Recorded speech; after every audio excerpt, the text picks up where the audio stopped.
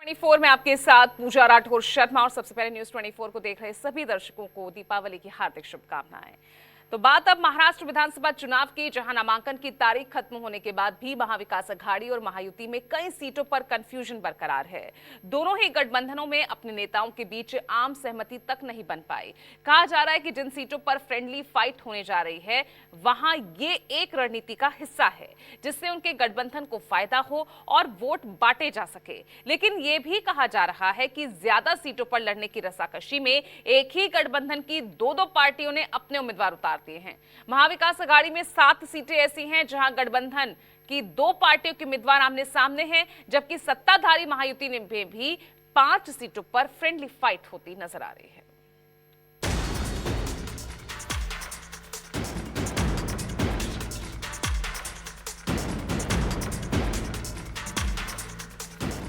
कांग्रेस गरीब को गरीब बनाकर रखना चाहती है। हम कहते हैं कि हिंदुस्तान को संविधान से चलाना चाहिए। दूसरी तरफ बीजेपी और आरएसएस जो संविधान को मानते नहीं है। उद्धव जी उभाटा ये दिल्ली के गली गली में जाकर थक गए कि मुझे बनाओ मुझे बनाओ मुझे बनाओ। क्या हालत है। बाळा साहेब ठाकरे जी आज होते तो बहुत उनको दुख होता, तकलीफ होती। मी तर असं म्हणेन की जे सत्ताधारी आहे त्यांनी पहिले जाहीर केलं पाहिजे की त्यांचा मुख्यमंत्री पदाचा चेहरा कोण, त्यांचा जाहीर झाला नाही झाला की पाहिजे आम्ही आमचा चेहरा जाहीर करू। 84 हो 90 हो हे म्हातारं काही थांबवत नाही। हे म्हातारं महाराष्ट्राला योग्य रस्त्यावर आणल्याशिवाय स्वस्थ बसत नाही। तुम्ही त्याची काळजी करू नका। महाराष्ट्र के चुनावी दंगल में महाविकास अघाड़ी हर हाल में सत्ता परिवर्तन को बेताब है। एमवी के तमाम नेता मंच से शिंदे सरकार को सत्ता से हटाने के मुनादी कर रहे हैं। तीनों पार्टियों ने महाराष्ट्र की 288 सीटों का बंटवारा भी कर लिया और अब नामांकन का दौर भी खत्म हो चुका है। लेकिन 288 सीटों वाले महाराष्ट्र में महाविकास अघाड़ी के 295 उम्मीदवार मैदान में उतर गए। यानी महाविकास अघाड़ी में कम से कम 7 सीटें ऐसी हैं जहां गठबंधन के घटक दल आमने सामने हैं। चुनावी भाषा में इसे फ्रेंडली फाइट कहा जाता है, लेकिन कई बार ये फ्रेंडली फाइट जीत की उम्मीदों पर पानी फेर देता है। तो सबसे पहले देखते हैं महाराष्ट्र की वो कौन सी 7 सीटें हैं जहां महाविकास अघाड़ी के उम्मीदवार एक दूसरे को ललकारते दिख रहे हैं।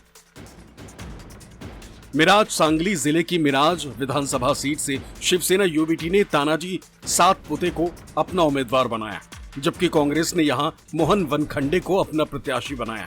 यानी यहां महाविकास अघाड़ी के बीच दोस्ताना मुकाबला हो रहा। सोलापुर जिले की सोलापुर दक्षिण विधानसभा सीट से कांग्रेस ने दिलीप माने को उम्मीदवार घोषित किया, जबकि इसी सीट से उद्धव ठाकरे की शिवसेना यानी शिवसेना यूबीटी ने अमर पाटिल को अपना उम्मीदवार घोषित कर रखा। पंढरपुर सोलापुर जिले की पंढरपुर सीट पर भी दोस्ताना मुकाबला है। कांग्रेस ने इस सीट से भागीरथ भालके को उम्मीदवार बना रखा है, जबकि शरद पवार के एनसीपी यानी एनसीपी एससीपी ने यहां से अनिल सावंत को मैदान में उतार दिया। सांगोला सोलापुर जिले की ये तीसरी सीट है जहां महाविकास अघाड़ी के बीच दोस्ताना मुकाबला दिख रहा। उद्धव ठाकरे की पार्टी शिवसेना यूबीटी ने इस सीट से दीपक आबा सालुखे को मैदान में उतारा। तो महाविकास अघाड़ी के एक और घटक दल शेतकरी कामगार पक्ष ने यहां से बाबा साहेब देशमुख को अपना उम्मीदवार बनाया।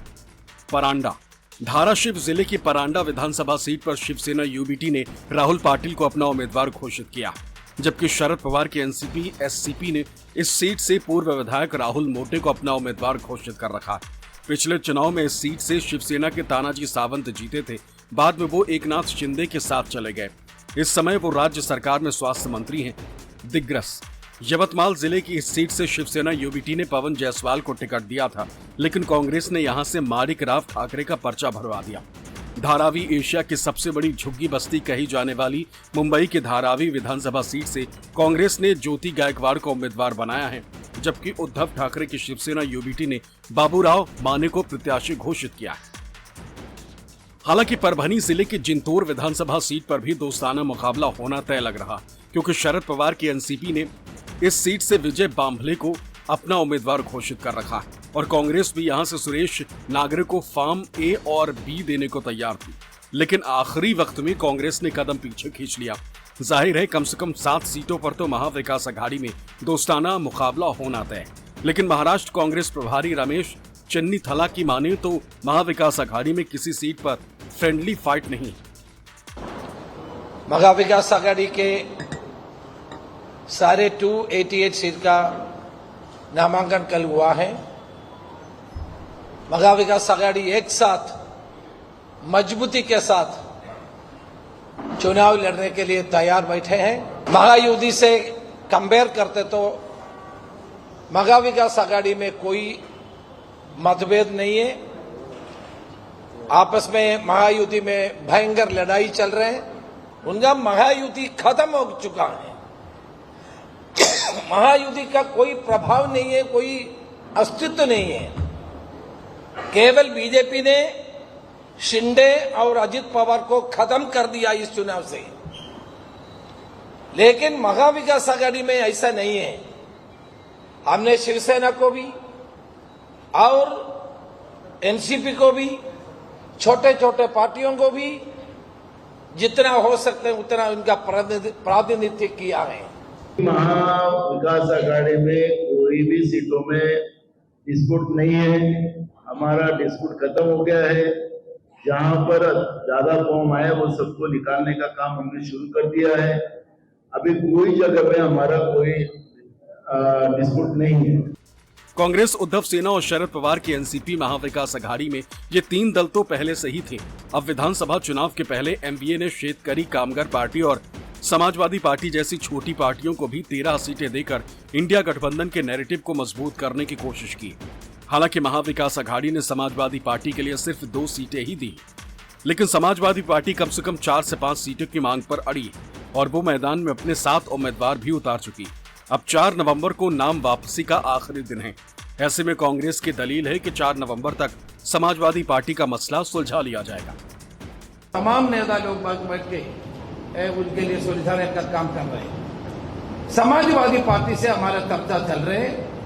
हमने आरिफ नसीम खान को इसका रिस्पॉन्सिबिलिटी, हमारे CWC मेंबर और समाजवादी पार्टी के नेता और उनसे संपर्क में है।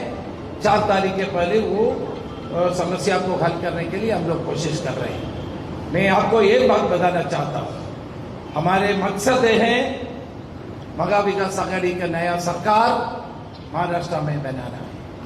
इसलिए हम लोग एक होकर काम कर रहे हैं। जनता ये चाहते हैं। लोकसभा के चुनाव में महाराष्ट्र के जनता ये स्पष्ट किया है कि ये शिंदे सरकार निगम्मा सरकार है।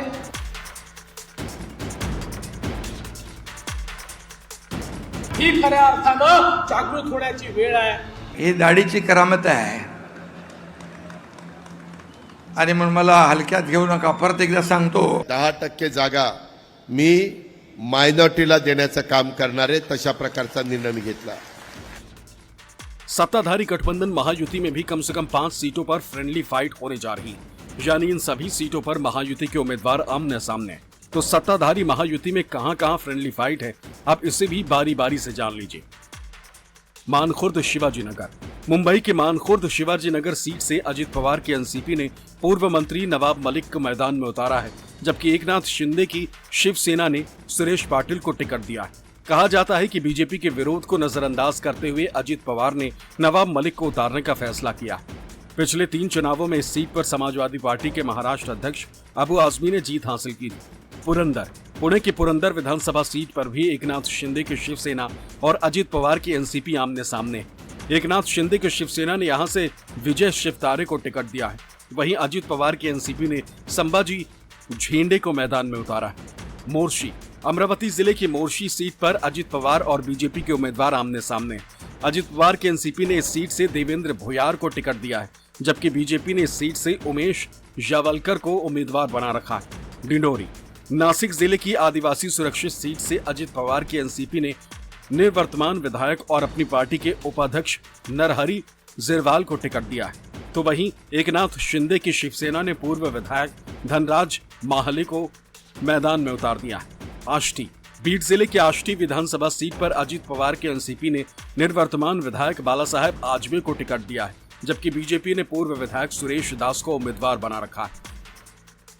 हालांकि इन 5 सीटों से इतर अणुशक्ति नगर विधानसभा सीट पर भी फ्रेंडली फाइट ही कही जाएगी, क्योंकि यहां अजीत पवार के एनसीपी ने नवाब मलिक की बेटी सना मलिक को उम्मीदवार बनाया है, जबकि एकनाथ शिंदे की शिवसेना से यहां अविनाश राणे बागी तौर पर मैदान में उतर गए।